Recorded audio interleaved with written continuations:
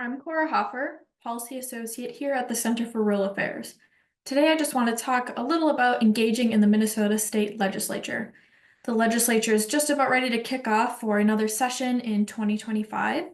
I want to help empower you to find out who your representatives are and also tracking the different bills that are moving through the legislature. The Minnesota Legislature runs as a biennium.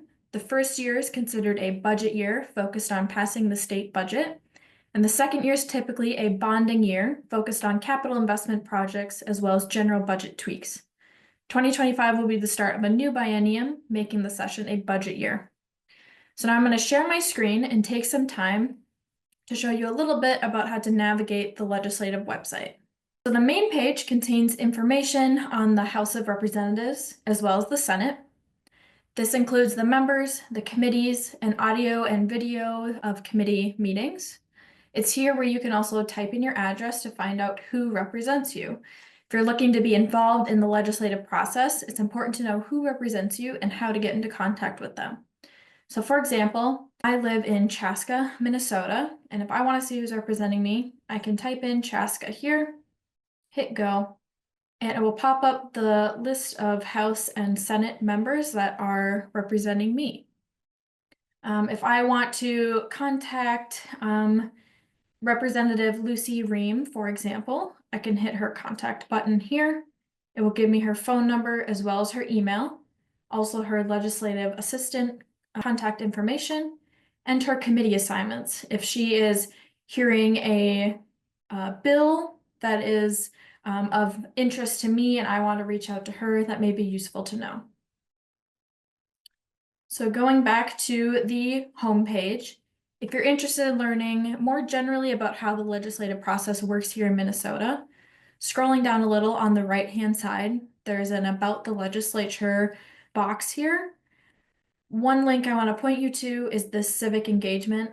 Has a lot of really great resources, learning more about the legislature in general, as well as how a bill becomes a law. So you may find some of those links useful.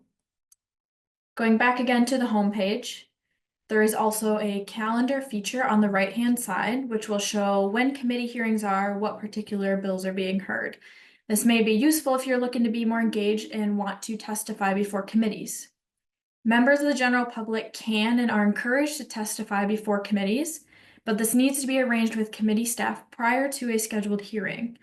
So to find those committee staff, you can go to the main page and you can see the committee links under the House as well as the Senate. You can locate your relevant committee within that and locate the staff members to contact. So for example, if there's a bill of interest that's being heard in the House, I can go under the committees of the House, and let's say my bill is in the Agriculture, Finance, and Policy Committee. I can click on that. It will show me the committee chair as well as the vice chair. And a little bit lower, you can see the staff members who I can contact. Here you can also see the membership of the committee, which will give you the full list of staff and members.